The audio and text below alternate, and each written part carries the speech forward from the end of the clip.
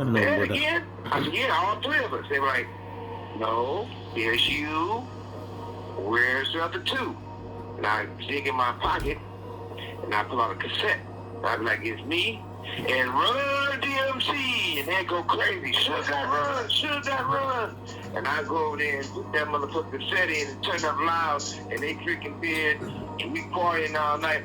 I'm guaranteed gonna have a threesome that night. You know what I mean? Oh, man. That's when I knew, you know, hip-hop was that motherfucking powerful. Then they had the Fat Boys and all that shit.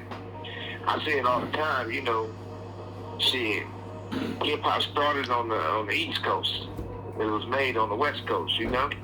Shit, as far as labels concerned, you know what I mean? Yeah, that's hip-hop. This call and or telephone number will be monitored and recorded. Every time I hear somebody's rapping or doing some hip-hop, right, put a smile on my face. I don't judge the younger generations like, you know, our generation is better than their generation. I judge like these are bad motherfuckers. They having fun, and I wish them the best, and I hope they don't have to make the same mistakes we made. I like to see it go stronger and powerful, and everybody be in more control. Yeah.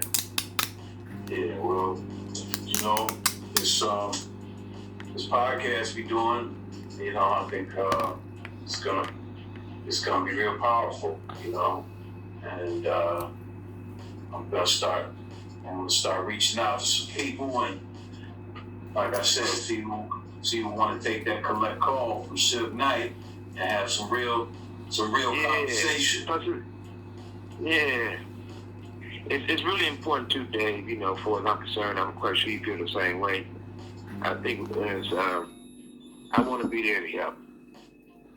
I want to be able to do my part. I'm not calling to collect to argue with the next motherfucker, to pound on my chest sound better than this motherfucker, and all that type of shit. I want to be able to help and make a difference. And I think we can have a conversation with anybody. You know, they don't got to be drunk, you know, liquid courage when they call. They don't got to be high to be tough. Let's call and have a conversation and help each other. Past the past, let's deal with now, let's deal with the future. This is why, you know, we're going to do this collect call, man, because, you know, we can clear up a lot of the bullshit that's going around, and also, you know, really provide some knowledge and some insight, you know, to a lot of these younger people out here that I think can really benefit, you know, from learning truth about a lot of things in the history of hip hop. And, you know, me and you were right there, you know, like from damn near from, you know, the beginning of when hip hop really elevated from the underground into the mainstream and where it is, you know, to bring it to where it is today. And, you know, I love just, you know, the way you are these days, man. I want you to talk about that a little bit. I mean, you know, it's no secret. You know, you've been in prison now, what, 8 or 9 years? And 9 years, you know. Yeah. I mean, talk about that. What blessing, you know, though. Talk about that. What I mean, I think it's like for you? a lot of times people say they see a thing like it's a tragedy. A lot of times it's a blessing in disguise, you know. And I'm my own worst critic. I'm harder on myself. I push myself more than anybody else can push me. And sometimes when you're out there and you're supposed to slow down, sometimes you got to regroup, get your health better, get back in shape, stay focused, realize it's really important to you. And you move so fast in life, you know, you never really understand what's going on, what's not going on.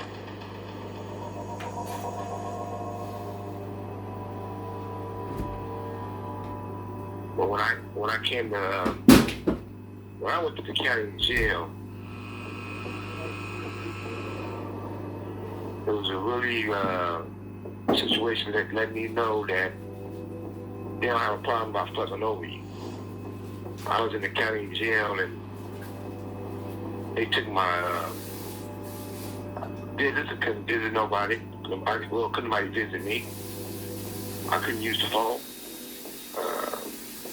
No mail. I wanted to hire an attorney or somebody to help me with my case, they had to get approved by county council, which is the sheriff's attorney, the DA, and the judge. So a lot of times they say, no, I can't have this lawyer, I can't have that lawyer, or I can't get nobody, I can't, they gave me a bail, but they turned the bail bonds away 23 times. And you know, I lost my mother when I was in jail. And you know, my mother, we was closer than close. So when I was, 4 and 5 years old, I used to drink coffee with my mother and watch stories with her. I was mama's boy, So, but I felt that I was a great son. I took care of my mother. When I was young, I did things to make my mother proud. The minute I got to be able to make money, I took care of my mother. For this, she never wanted for nothing. She knew I loved her, and so did everyone else. So when I lost my mother, it hit home.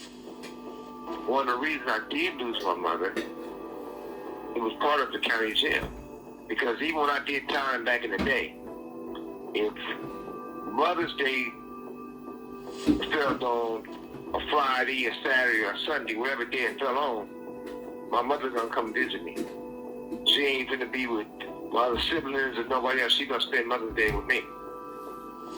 So when I was in the county jail, they used to fuck with my mother so much. So one day she finally got a visit back, and she was able to talk to me 5 minutes. They ran out there on my mother, and like 10, 15 shares, treated her real bad, and fucked over basically. And she went from the county jail to the hospital. So the time she was in the hospital, she got the lawyer, she got this saying, well look, I need to talk to my son. What's the difference between me talking to him behind a glass on the phone they're recording and him calling me because I got a fever in the hospital and they won't let me leave the hospital. So she kept trying to get her clothes and leave the hospital and all those type of things, right?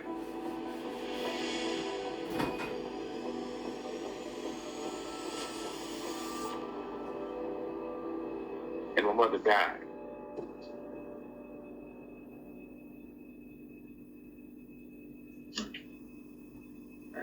I wasn't allowed to go to the funeral. It's been a few years, man, but I'm sorry for your loss and have to deal with that, from behind bars and not even being able to get out to go to the funeral or nothing.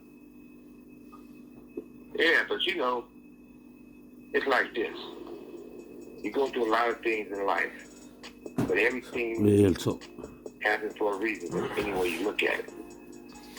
And when you truly know the difference between actually knowing God and what the universe is about and being lost is that you don't make excuses.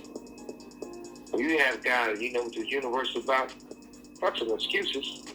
Wherever you get, you deal with. This call and your telephone number will be monitored and recorded. The reason why I thank God every day because if there's 5,000 motherfuckers in this prison, I'm doing better than 4,499. You know what I mean? I ain't gonna be in last place. That's a blessing within itself. I want to be a person that I'm a man that if I make a mistake, I own my shit. If I did something wrong, I own my shit. But I'd rather be able to help the younger generation get some shit done and be selfish about it. I don't have nothing bad to say about nobody out there. I don't give a fuck if a motherfucker saying shit about me, whatever you want to say. Shit. God bless you. You know what I mean? But whatever you say once, say it twice, but in my face. The other thing is that it's important that we deal. There's a lot of things that I think about when I'm in here. And one of the things I constantly think about a lot of things is I think that every person, West Coast, East Coast, down south, Midwest, everybody constantly losing people with their loved ones to violence on the streets, especially in the industry. And I remember I always gave parties and stuff for my people in the industry, and we had a show at the awards one time, and Black Street was on the awards performing. We got Bill Bellamy with the host of it. The Blackstreet on stage, MC8 and Quick. I'm on stage too. I'm outside the stage of it. MC8 and Quick had some words. A guy from the 60s was with MC8. He said something. Quick said something. A fight broke out. I grabbed the microphone and told her, hey, we don't do this shit in our party, you know, take this shit outside, we don't do that shit here. So at the end of that day, the other guy lost his life. The guy lost his life. What happened? I was, you know, I couldn't see that was the word, man. So a lawyer said a person can stop the fight, you can start the fight, so they see. I could have fought the lawsuit. At the time, I heard the dude was a good dude, and I heard he had a daughter, a baby, and she was a little girl. So I gave him $250,000 for his daughter. Not saying that could bring her father back, not saying that could help her or hurt her. It's not to do.